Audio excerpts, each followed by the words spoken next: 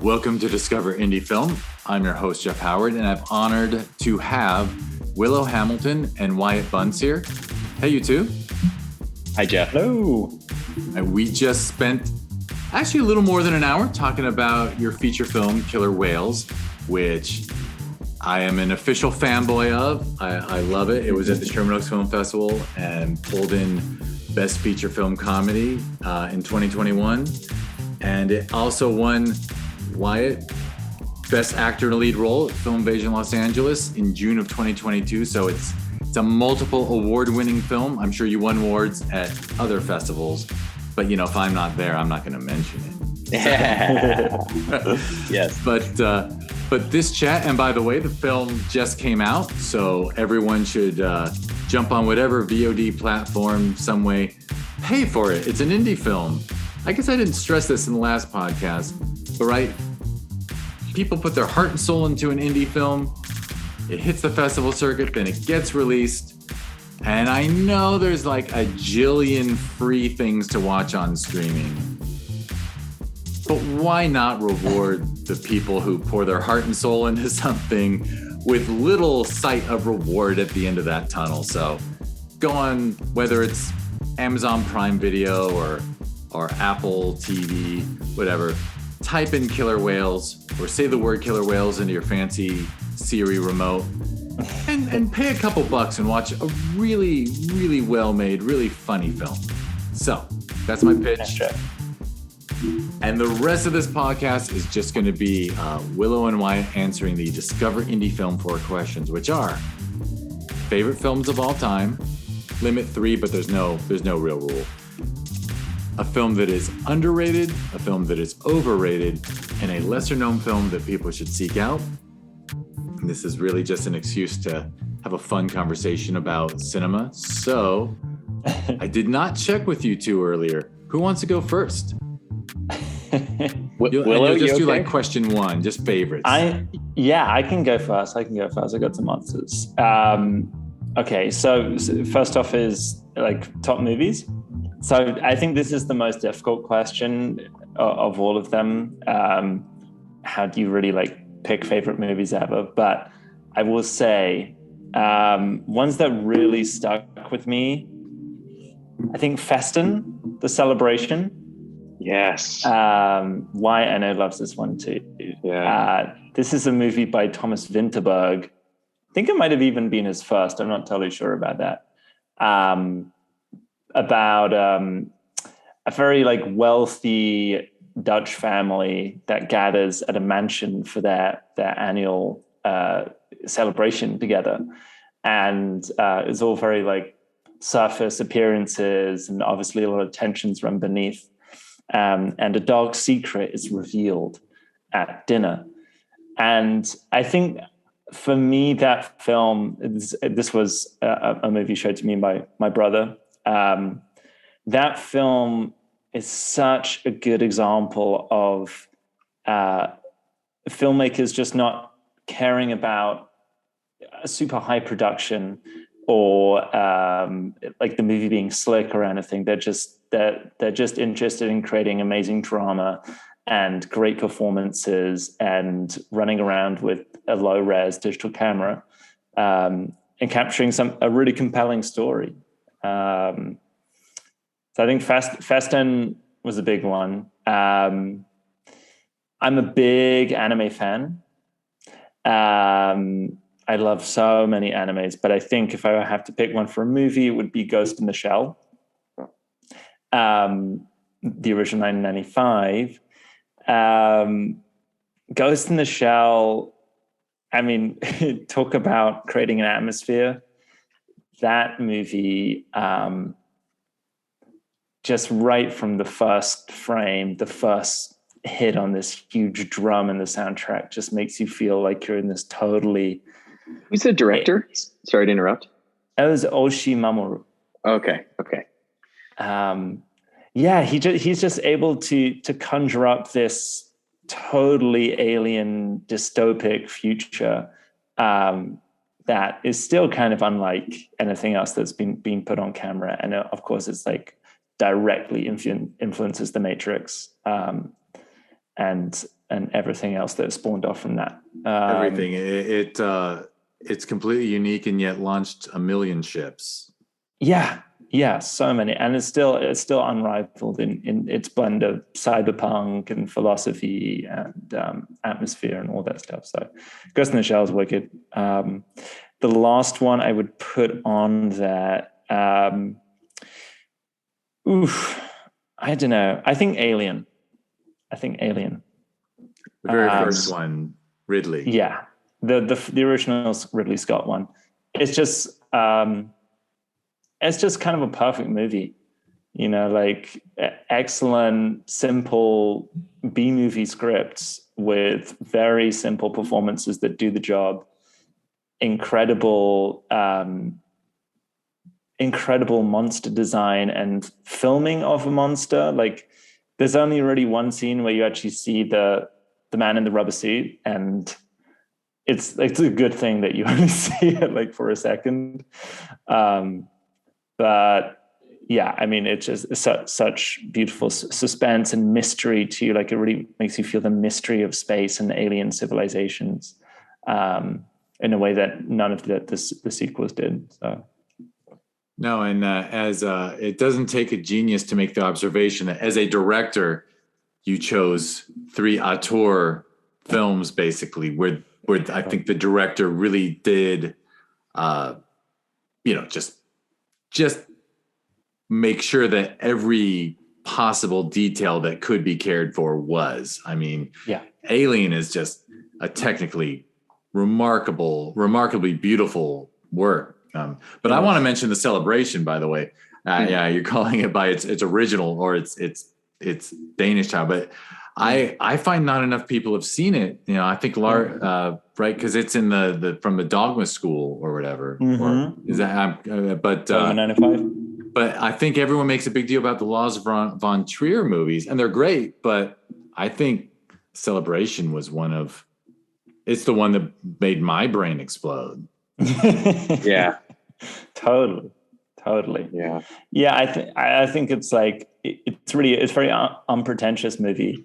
Like Lars von Trier can sometimes like be really tooting his own horn, but yeah, it just gets out of the way for the performances and this sort of unraveling of this family, and it's just a cynical joy to behold.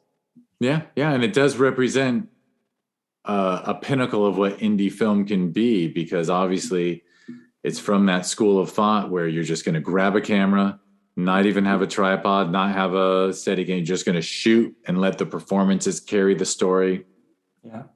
Yeah, totally. Wonderful film. All right, Wyatt, your turn. You want to share your faves? Yeah. So kind of going back, I guess, to the British comedy theme. Well, actually, I'll start with Best in Show, which is not a British comedy, but Best in Show I just could watch it a million times and love it every single time, perhaps more every time I watch it. I particularly love Parker Posey in that, and Michael Hitchcock. Those two characters are so formative. I mean, my sisters used to watch that improvised scene about how they met. They used to watch that over and over, and it just killed me. And I also think they're very underrated, Parker Posey and Michael Hitchcock. I think they should be the biggest stars in the world. They're pretty big, but I think they should be bigger. Anyway, so Best in Show is up there as a comedy. I would say I really love Ingmar Bergman. And so I have to say Wild Strawberries, his movie Wild Strawberries, just incredible. And then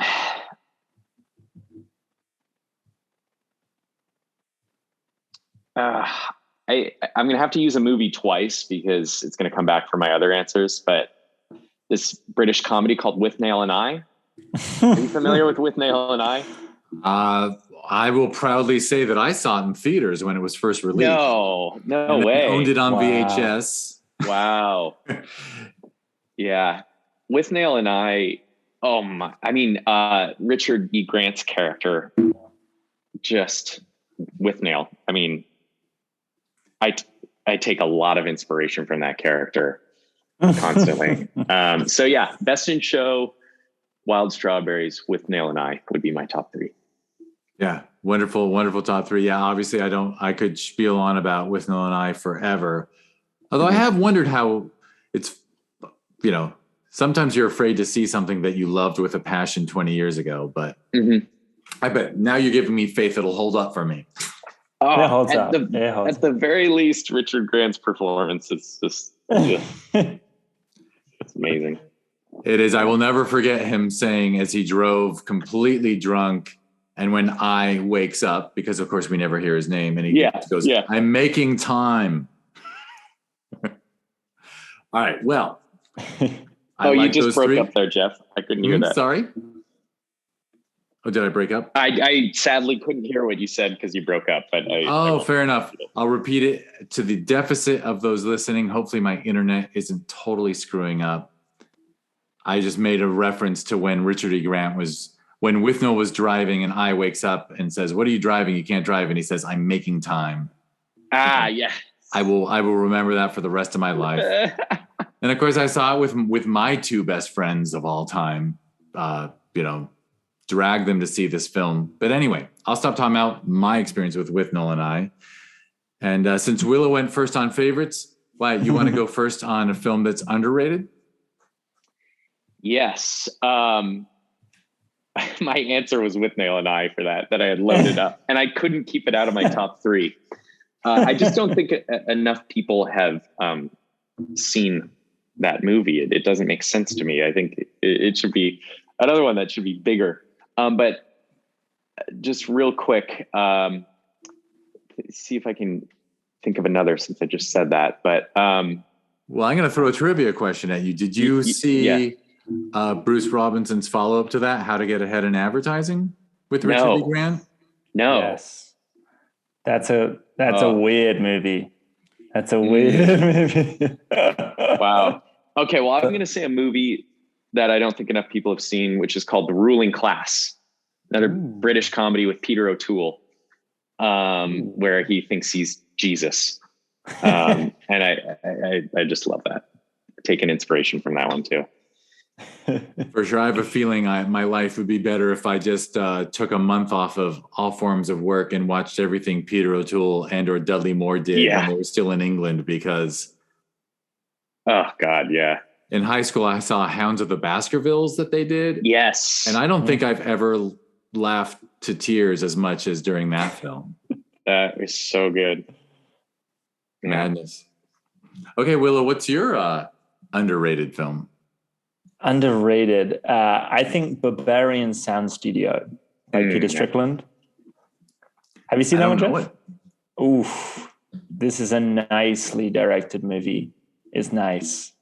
It's about this very small little English sound editor who gets called in to work on this Italian horror movie, and he walks into the studio. In the first scene, he goes into the screening room to watch the cut, and the whole conceit of the movie is that you never see the horror film that he's working on. You just hear the Foley, the gore Foley that he has to make by like smashing watermelons and stuff. So he like goes into the movie theater, and there are these Foley artists hacking into a watermelon, like, and you just see his face, and he's like, I didn't realize I'd be working on this sort of movie. And it's like a very uncanny, creepy, yet very funny tone and balancing act, because the film is only as scary as you let your imagination create it. It's a really smart an amazingly sound design movie. Very cool. And I have to say, I appreciate the referral because I haven't seen it. And Lord knows you proved with Killer Whales that you can make a good film about filmmaking. Yeah, this one's great. Particularly, it's like definitely about the sound aspect of film, which could be the most boring thing in the world, but somehow it becomes very creepy and haunted. Well, and sound is the most important. Well, not the most important, but sound is so important to film. It's not even funny. Watch a horror movie muted and you've completely wasted your time. But watch any, So anyway, I'll get off that horse. Excellent. All right, now let's have some fun with the term overrated. Yeah. If Willow wants to go first. And I will add that, sometimes I give the disclaimer because you seem like very nice people and you might not want to insult the work of others. You can love the film that's overrated. You're not saying it's a bad film. You're just saying that the accolades or the awards, not in kind with the work or that particular one. Totally. I'm not a Christopher Nolan fan. And I think that Interstellar is the most overrated, overblown, big thinker movie that has been made. And I feel it's a very pretentious movie that attempts a lot, but I just feel like it totally fumbles the ball when it comes to talking about what I don't know, like the mysteries of the universe. It feels so human and reduced and small, and it doesn't.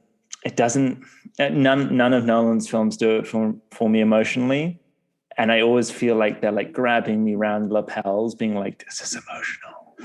And, yeah, I don't know. It just doesn't activate my heart at all. So I would say Interstellar. For sure. And I will come out as a Nolan. I'm a big fan of some of Nolan's work, but now that his body of work has grown, I'm well aware that it's not all good. And I'm with you on Interstellar. I just didn't work for me. And I love some of the other stuff with a passion. Yeah. Totally. Yeah. Like Memento, Insomnia, beautiful movies, but also like more on the scale, more in line with the human scale, the story that's being told. So. For sure. At this point, he's gotten very Kubrickian, where he's just, I'm not going to make a film because I want to. I'm going to just prove I can. Literally, yeah. He said like when he was doing press for Interstellar, he was talking about like how to put a film in the canon. I feel like you're just shooting yourself in the foot at that point. Yeah. Now, it wasn't 2001. It was not. Well, Wyatt, you want to take give us your overrated film? Yes. And I will preface this by saying I am a huge Tarantino fan. But there was one movie that wasn't for me, and it was Once Upon a Time in Hollywood. I can see it was a blast, and there's so many amazing parts about that movie. Just wasn't for me. I'm with you again. I am also a very, very big fan of a lot of his work. Mm-hmm.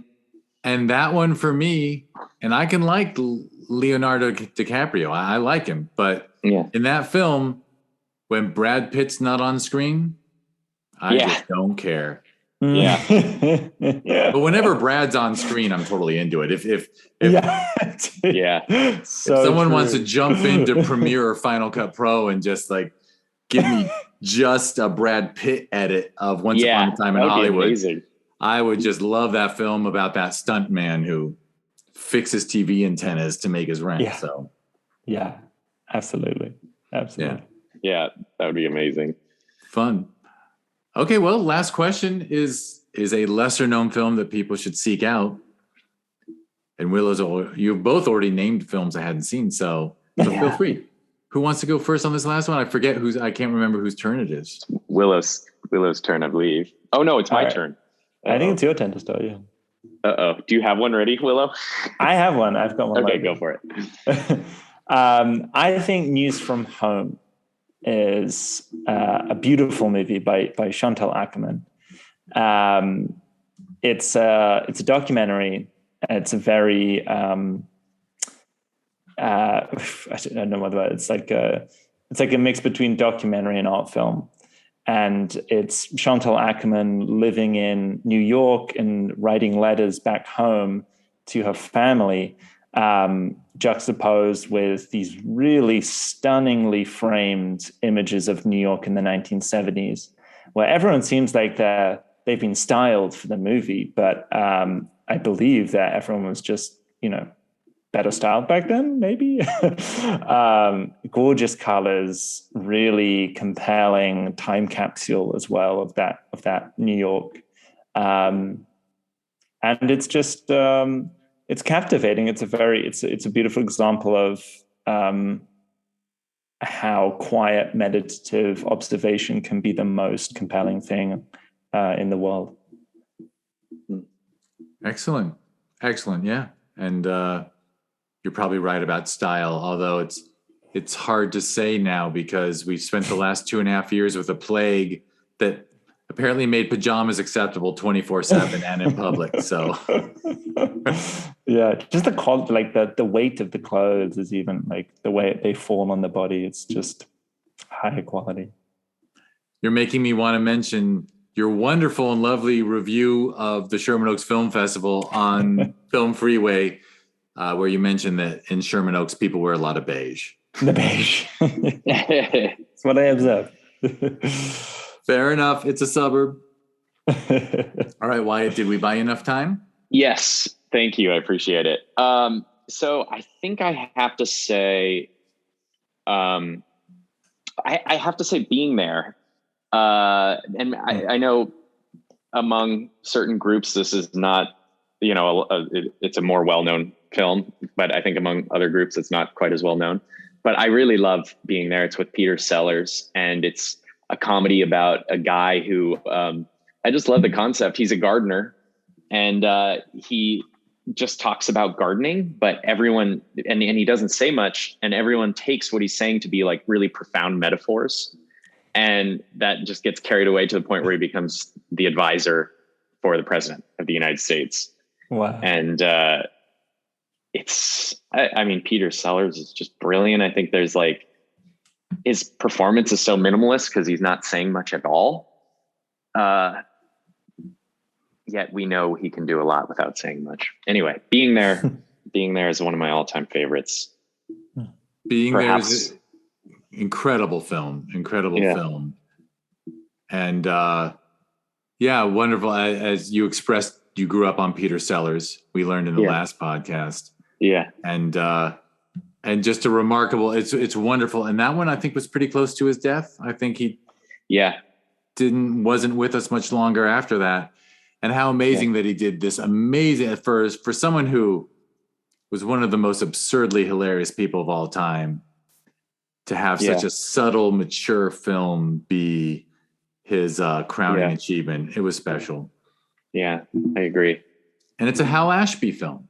Yes. Who might be underrated in spite of the number of people who might name Harold Lamont and this and that and the other. Yeah. Yeah, that's right. Yeah. And I'll add, I saw the film when I was in high school and then got assigned the novella in college. Nice. Class. Nice. And, nothing is better than that last shot of Being There that they completely came up with on their own that wasn't in the book. Yes. Otherwise, so close to the book other than that last thing. Yes. Yeah, what an amazing last shot. Oh my God. So cool. Just remarkable. Don't spoil it. Just remarkable. I know, isn't it horrible to think that there might be a generation of people who don't know who Peter Sellers is? Yeah, I think maybe that's what I'm unconsciously fighting right through this podcast, is to try and by the coattails bring that stuff back I know I've made a point of showing my stepdaughter some Tarantino and this and that, the other, but I haven't hit her with Inspector Clouseau. I should probably do that. Yeah. Yeah. Pink Panther. So. And then work our way up to Strangelove. But anyway. Yes. All right. We did mention I mentioned Killer Whales at the top. Willow, you want to share how people can learn now that they've heard what good taste you both have? They certainly want to see the film that the two of you put 4 years of your lives into making. Yeah, so you can find us on Instagram. That's the main place where we're at. The handle is @KillerWhalesMovie. So that's where we're sharing all the updates. If you have TikTok, you can also find us, same handle, @KillerWhalesMovie.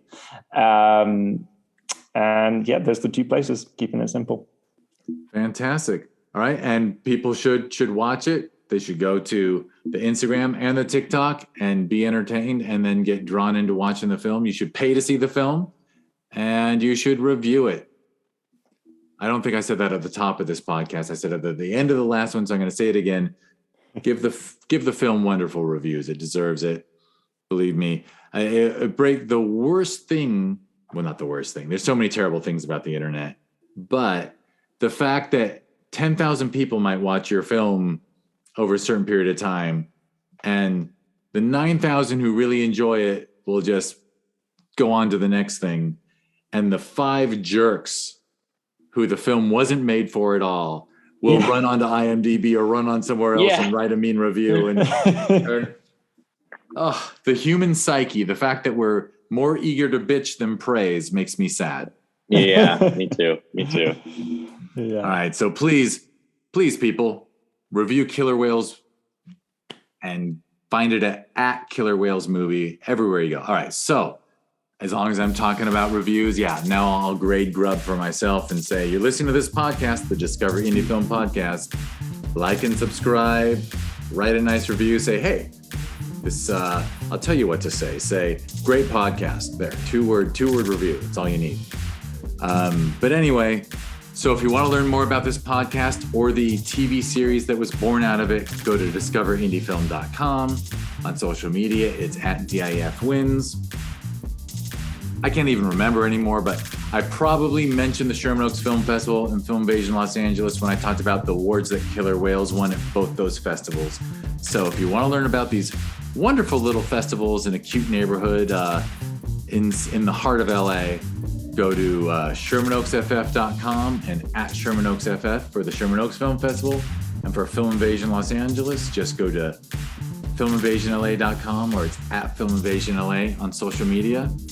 And I think we're good. For shits and giggles, I'll mention one last thing. I have seen Killer Whales, I think the whole way through 3 times. Loved it all 3. I was never high. Wow. So that means I should probably watch it a 4th time. So I'm about to mention a fun little side project I started last year called THC Cinema, where we get together at the same theater that we watched your film at, and we just watch a series of shorts that are wonderful to watch when you're high. So that's thccinema.com and @THCcinema. And I have to say, I think I would really enjoy Killer Whales. I'm not a big stoner, but it's legal. It's legal now for me to. It's so I have a low tolerance. So every once in a while I take a gummy and and then it turns out whatever's on TV that night was meant to see high, because it turns out everything is better. Well, another good high activity for you is the album. The music is going to come out as well tomorrow. And shout out to Freddie Avis, who is definitely the 4th big creator on this movie. Gave so much character and legitimacy to this movie with his awesome scoring. Well, that's so cool. Will that be? It'll be downloadable, but is it going to be something like I could listen to on Apple Music? It's on Apple, be on Spotify. Wonderful. Yeah, and YouTube too, I think. So yeah, that link will also be posted on the Instagram link tree, so you can check it out there. But we've had some fun cooking up some ridiculousness there as well. That sounds excellent. All right, well, movie and soundtrack are out now because this podcast will come out a little later than the first one. And hey, Wyatt Bunce, Willow Hamilton, thank you both for carving out this much of your time. For sure. Thanks, Jeff. My pleasure. Awesome. It was really cool to. It's a pleasure. Such a deep dive. Take your time, recover. By the way, Wyatt, I did see your artwork on Instagram. Oh, nice. Good. And liked it very much. I'm an art fan. Thank you. Oh, thanks, Jeff. So people should go. I don't know if you mentioned it this time, but is it just at Wyatt Bunce or at? It's at Wyatt Guzzy Bunce. My middle name is Guzzy, G-U-Z-Y. So W-Y-A-T-T G-U-Z-Y-B-U-N-C-E. All right, people should check out the art. Yeah. These two wonderful creatives they're going to take a pause after Killer Whales and then come back in a year or two with another super film. I'm trying to guilt trip you into it. Yes. If we don't make another film, Jeff's going to be sad. Yeah. Well, thank you both again, and I'm going to thank everyone for listening.